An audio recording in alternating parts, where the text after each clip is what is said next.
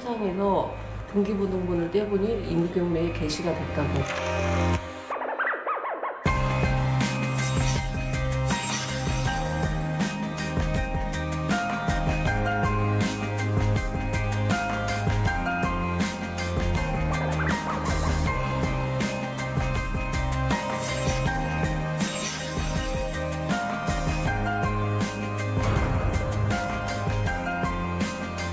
소방직의 국가직화 문제가 그렇게 시급한 문제는 아니다 이렇게 이야기를 합니다. 예. 그럼 무엇이 급한 거예요? 모시 중원디.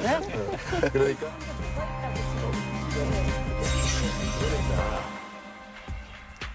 익산 원광대학교 대학가에서 원룸 세입자 170명가량이 전세보증금을 돌려받지 못할 위기에 처해 경찰이 수사에 나섰습니다. 현재까지 파악된 피해 금액만 약 70억 원. 심지어 건물주가 소유한 원룸 건물의 대부분은 경매에 넘어간 상황인데요. 익산의 대학가에서 벌어진 원룸 피해 사건의 전말을 태민이 리포트에서 취재했습니다.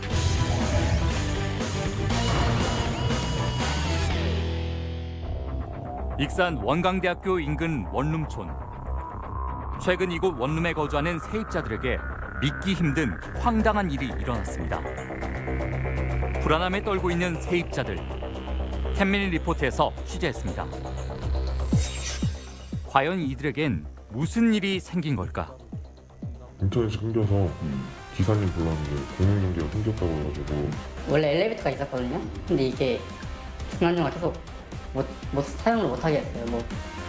제때 관리비를 납부했지만 요금 미납으로 전기와 수도가 끊기고 건물마다 체납된 내용을 알리는 고지서가 붙기 시작했다는 겁니다. 작년 12월 달에 계약이 끝났는데 계속 1월 달이랑 전화하고 하고 했는데 문자로도 계속 준다고 계속 했거든요. 저녁에 전화를 했는데 그날은 신호가 갔는데 안 받더라고요. 근데 다음 날 또 전화해보니까 차단이 돼 있더라고요. 고객께서 전화를 받을 수 없습니다. 잠시 후에 다시 걸어주시면 차단시키면 이렇게 나와요. 아, 차단돼요? 미납된 관리비와 밀린 보증금을 빨리 해결하겠다는 문자 메시지만 남긴 채 종적을 감춘 건물주. 부모님이 수상해서 등기부등본을 떼보니 경매에 임경매에 게시가 됐다고.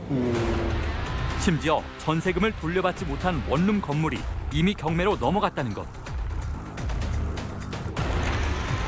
사태가 심각해지자 원광대학교에서도 피해 파악을 시작하는 등 사건을 해결하기 위한 대책을 지자체에서 논의하기 시작했습니다. 현재까지 파악된 피해자는 원광대 재학생 97명과 일반인 거주자 44명을 포함해 모두 172명. 전체 피해 금액은 자그마치 68억 원. 더욱 놀라운 것은 17곳의 건물 주인이 한 명의 동일이라는 겁니다. 심지어 청년 전세 임대주택 지원 사업을 진행하던 LH 역시 이번 사건의 피해자가 됐습니다. 그런데 이상한 점이 있다는 피해자.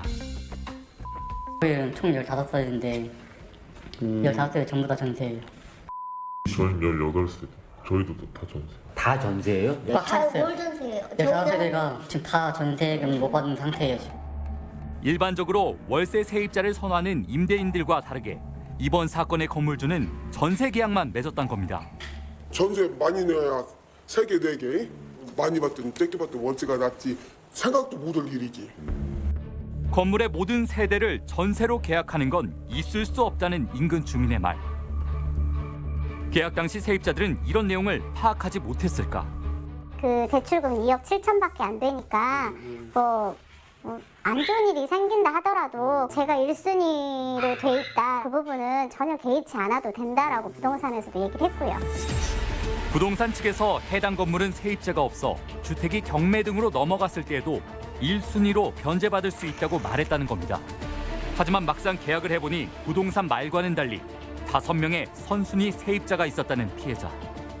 다른 세입자분들 황당하죠. 그때 당시 본인들도 계약할 때 월세라고만 들었대요. 그리고 비어있는 데도 있고.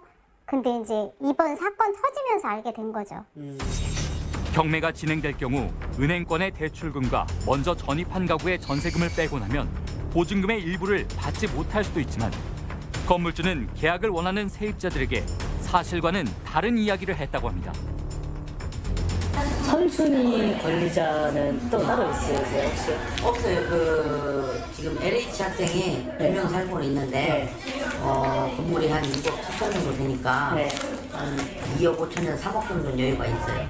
선순위 세입자에 대한 정보 열람 권한이 없어 건물주의 말만 믿었다는 피해자. 몇 명이 얼마에 살고 있는지는 계약 전에는 주인만 떼볼 수 있고 그러니까 주인 말만 믿고 저희는 계약할 수밖에 없는 거죠. 제작진은 이번 사건의 피해자에게 유독 많은 집을 소개해준 공인중개사무소를 찾아가 봤습니다. 하지만 문은 굳게 닫혀 있는 상황. 이들은 건물주와 수십 건의 계약을 맺으면서도 왜 세입자에게 전세 위험을 알리지 않았을까? 또 다른 곳에서 대답을 들어봤습니다. 확인시켜줄 수 있는데 그 확인할 수 있는 방법이 임대인의 서면 위는 저희가 아직 법적으로 할 수 있는 게 없어. 현행법상 공인중개사가 건물 상황까지 알 수는 없다는 설명. 하지만 다른 공인중개사무소의 말은 달랐습니다. 전속으로 그럼 받아서 한 것 같으네 그 사람이. 그럼 누구보다도 잘 알겠죠. 일부 극소수가 뭐 그랬다는 것이 좀 대단히 좀 안타깝죠. 현재 피해자들은 건물주를 사기 혐의로 고소한 상황. 피의자가 계약 당시 그 변제 자력 능력이 있었는지 그리고 기망행위가 있었는지에 초점을 맞추어서 조사를 할 예정입니다. 제작진은 건물주를 직접 만나보기로 했습니다. 하지만 제작진의 거듭된 인터뷰 요청에도 감감무소식인 건물주. 결국 건물주의 거주지로 알려진 곳을 찾아갔습니다. 이 집엔 현재 아무도 살지 않는 것입니다. 이사한 지 얼마 몇 달 된 것 같은데. 건물주가 몇 달 전에 이사를 했다는 관리. 형하고 같이 원룸 사업을 크게 하고 있으니까 건물 관리는 했었거든요. 예전부터 임대업을 크게 했다는 건물주의 형을 찾아간 제작진. 하지만 문은 굳게 닫혀 있는 상황. 여기 안 사는 거 알고 있어요. 얼마나 된 거? 한 3년? 원래 살잖아 있어. 주소만 옮겨올 것 같아. 이곳에 전입 신고만 해놓았을 뿐 실제 거주지는 따로 있다는 것. 전세금 약 70억 원을 가져간 형제는 어디에 있는 것일까? 제작진은 본 방송국 기자와 어렵사리 통화가 된 건물주의 이야기를 들을 수 있었습니다. 이제 막 자리 잡아갖고 이제 다른 사업까지 이제 딱 이렇게 넓히려고 하니까 이렇게 이번에 갑자기 1,000개가 넘게 그냥 방이 쏟아지는 바람에 가장 피해를 많이 본 사람이 저겠죠. 아무래도 제가 건물이 많은 편이니까 다른 영세업자들에 비하면. 대학로에 많은 신축 원룸이 생기며 오히려 자신이 피해를 입었다는 건물주. 그렇다면 그는 왜 이렇게 무리한 전세 계약을 맺었을까? 그럼 전세를 그래도 받는 이유가 조금이라도 더 사업을 넓히고 그 넓힌 그 이제 어느 정도 확장된 걸로 1, 2년은 시간을 벌 수가 있잖아요. 하다 보니까 갭투자가 된 거죠. 의도는 없었지만 결과적으로 갭 투자가 됐다는 건물주. 제작진은 전문가를 찾아가 건물주의 투자 방식에 대해 물어봤습니다. 수도권 같은 경우에는 계속 주택 가격이 오르니까 보증금을 끼고 집을 사는 일명 갭 투자가 성행하기도 했지만 지방 같은 경우에는 계속 시장이 오르는 시장이라고 볼 수 없기 때문에 이거는 약간은 조금 갭 투자라고 단정 짓기도 좀 힘들다라고 보여집니다. 갭 투자로 보기 어렵다는 전문가의 의견. 그렇다면 왜 무리하게 전세 계약만을 맺은 걸까? 그러니까 보증금을 많이 받아서 다른 데 일부 투자를 하거나 아니면은 그 보증금을 또 다른 사업에 사용하기 위해서 좀 보증금을 많이 받지 않았나 하는 생각이 듭니다. 세입자들의 보증금을 다른 목적으로 사용했을 가능성이 있다고 말하는 전문가. 실제로 건물주는 사업 투자가 있었다고 이야기합니다. 건전 마사지 업소도 그것도 군산 쪽에서 하려고 했었고 해외 레저 이런 열기구나 그런 거마저도 해외에서 시작을 하려고 했었는데 그것도 저도 좀 안 좋게 됐어요. 좀 사실 그 이후에도 이렇게 전세 계약을 맺으셨잖아요, 그렇죠? 저는 여기저기 할 일도 많았고 너무 바쁘다 보니까 정신이 없지 않습니까? 세입자 얼굴 그냥 얼굴만 보고 바로 그냥 계약서에 사인만 하고 바로 나오는 상황이었었어요. 제가 고지의 의무를 이제 안 했다고 그러는데 안 한 분도 계시겠죠, 당연히. 제가 다 생각은 안 나지만은. 제작진은 건물주와의 통화 내용을 피해자에게 들려주었습니다.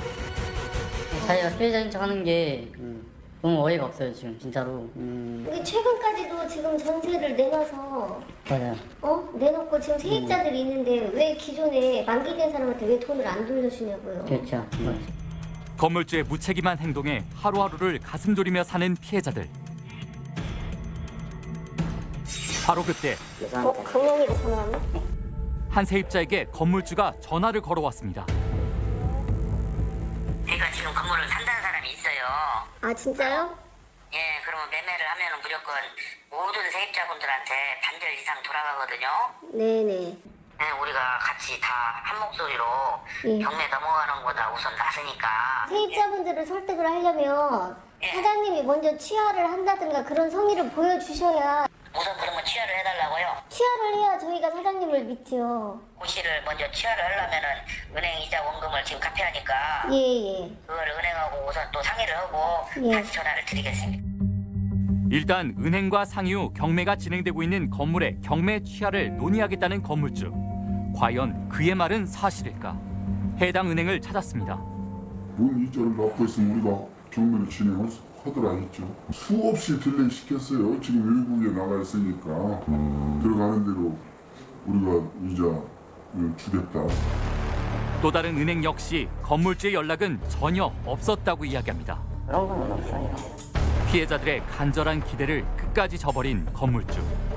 전문가는 이러한 문제가 반복되지 않으려면 제도적 개선이 우선되어야 한다고 이야기했습니다.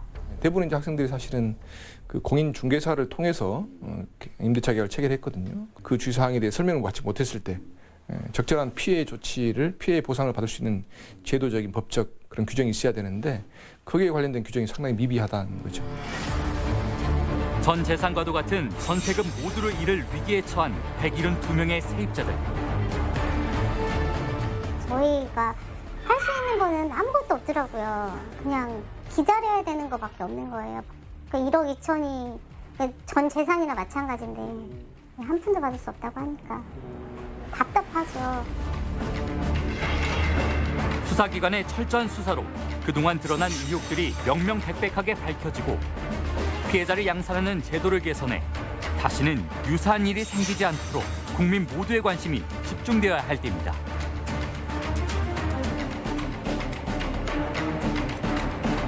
오늘 출연자분들 소개합니다.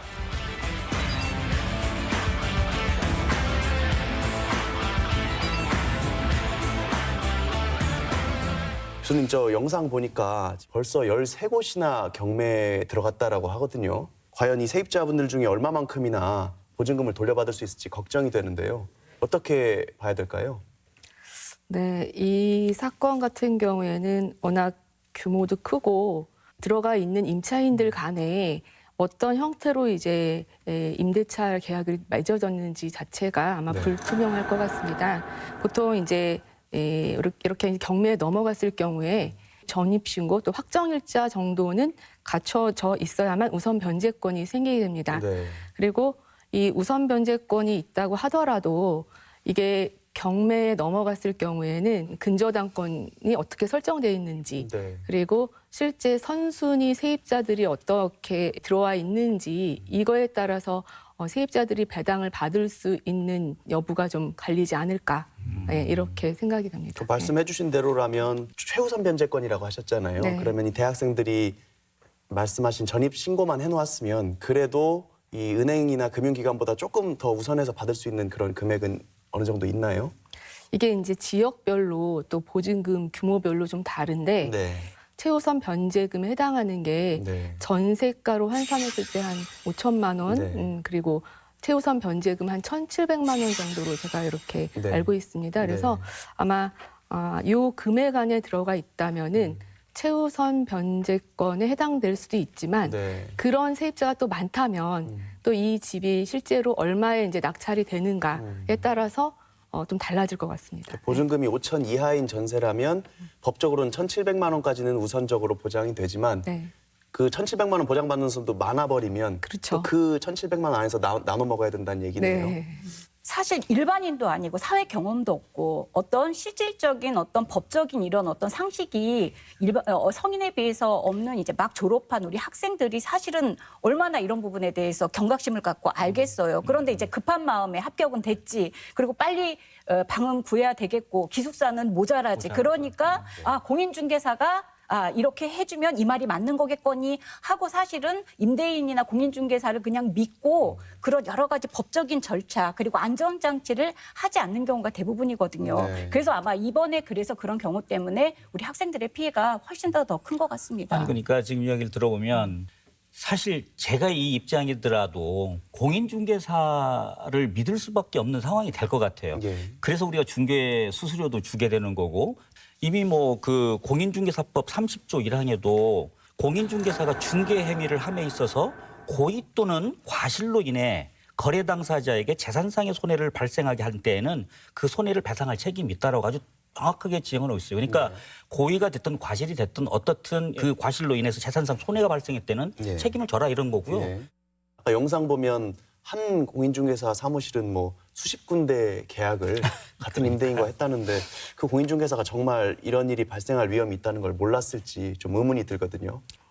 대법원 판례에는 이 공인중개사가 다가구 주택 임대차 보증금 규모를 확인하지 않고 중개한 경우에 역시 공인중개사에게도 일부 책임이 있다라는 그런 또 판례도 있습니다. 그래서 이런 거를 좀 일선 공인중개사 분들이 주의 깊게 좀 중개를 하셨어야 되는데 아마 그런 부분에서 놓친 부분이 있지 않나 생각이 좀 듭니다. 이제 이 주택이라고 하는 것이 사실은 엄청나게 그 중요한 공공의 영역이어야 되는데 사실은 이게 어떤 투기의 어떤 도구로 정말 많이 사용을 했고 언급된 대로 이 갭 투자라고 하는 것도 사실은 이게 건전한 투자 뭐 나의 자유로운 경제 활동이라고 뭐 볼 수도 있겠지만 한편으로는 이 주택을 가지고 어떤 투기성 인 거죠. 미연에 예방하는 그런 부동산 대책이 필요하다. 그래서 이제 사실 2018년도에 그 9.13 부동산 대책이 나와서 그나마 그래도 다주택자들에 대한 그 대출 규제를 좀 하면서 이 갭 투자의 그 비율이 훨씬 더 낮아졌다고는 하지만 여전히 국가 정책에서 이 공공의 영역을 강화시키는 이런 법 제도를 마련하는 것이 저도 중요하겠다 생각합니다. 우리가 현재 현행 법 하에서 어떻게 하면 좀 이런 피해를 안 당하고 아까 또 잠깐 말씀해 주셨는데 좀 우리가 계약하기 전에 이건 좀 확인해라 아니면 이런 부분을 좀 보호를 받기 위해선 이런 절차가 필요하다 안내해 줄 게 있으시면 듣고 마무리하겠습니다. 근데 가장 중요한 거는 내가 주거 이동을 할 때 그 집의 시세 그리고 그 안에 있는 실제 이제 거주 호수 그리고 거기에 따른 보증금의 어느 정도 규모 이걸 먼저 파악을 하실 게 필요하고 확정일자라든가 주민등록이라든가 대항력과 최우선 변제권이든 우선 변제권이든에 해당하는 거를 좀 준비를 하셔야 될 수밖에 없다. 우리나라는 계속 제도는 업그레이드가 되고 있기 때문에 차후에는 이런 문제들이 많이 없어지지 않을까 하는 생각이 저는 듭니다. 그리고 이런 사건은 사실은 가장 중요한 거는 뭐냐면 보증금에 대한 인식입니다. 보증금이 이게 부채인데 이거를 부채로 인식하지 못하고 이걸 자기 자본화해서 활용하는 거 이게 굉장히 큰 리스크를 스스로 떠안고 또 시장에 던지는 행위가 됩니다. 그래서 이 보증금에 대한 인식을 좀 바꿔서 이 보증금은 2년 뒤에는 반드시 세입자에게 돌려줘야 되는 거다라는 인식이 선행돼야지 제도가 아무리 잘 구축이 돼 있어도 그걸 활용하는 수요 계층의 인식이 잘못되면은 제도는 시장의 문제를 따라갈 수 없다라고 생각이 됩니다. 아까 임대인 인터뷰하는 거 보니까 뭐 보증금 받아서 해외 열기구에 투자한다고 그러니까 그렇게 이야기 인식 말씀 해주셨고 교수님 말대로라면 이제 보증금 안 떼려면 이러네요. 집값이 얼마인지 확인해라. 그리고 등기부등본 떼어봐서 빚이 얼마나 있는지 보고 동호수 보고 그렇죠. 등기부등본 필수죠. 집값 빼기 선순위 관리해서 남은 금액 가지고 보증금을 적당한 선에서 정하고 그 금액이 차이가 모자라면 들어가지 마라. 그게 가장 왜냐하면은 이게 법적인 문제로 들어가도 사실 굉장히 많은 시간적 소모가 또 들어갑니다. 그리고 저렇게 상처를 많이 받게 되고 그래서 정확하게 권리를 먼저 분석하고 들어가시는 게 우선이다. 라고 말씀드릴 수 저 있습니다. 이 자리에서 이제 이번 계기에 정말 이렇게 이 전라북도의 대학 측에 제가 말씀드리고 싶은 게 이 피해가 사실 원룸촌에 대학가에 많이 일어나기 때문에 그 신입생들 이제 학기 시작하기 전에 합격자가 발표하고 나면 우리 학생들한테 좀 그런 여러 가지 대학 생활에서의 여러 가지를 얘기해 주실 때 이 부분도 좀 함께 프로그램에 넣었으면 좋겠어요. 좋은 말씀이신 것 같아요. 국장님하고 잠깐 이야기를 했지만 대학 측에서 훨씬 많은 기숙사를 확보를 했더라면 이라고 하는 또 그런 아쉬움도 사실 있긴 있죠. 네. 원광대 그리고 또 익산시 변호사협회도 나서서 도와준다고 그렇죠. 하니까요. 혹시나 조금이라도 더 피해가 많이 구제될 수 있기를 바라봅니다. 네, 오늘 말씀 잘 들었습니다. 감사합니다. 감사합니다. 감사합니다.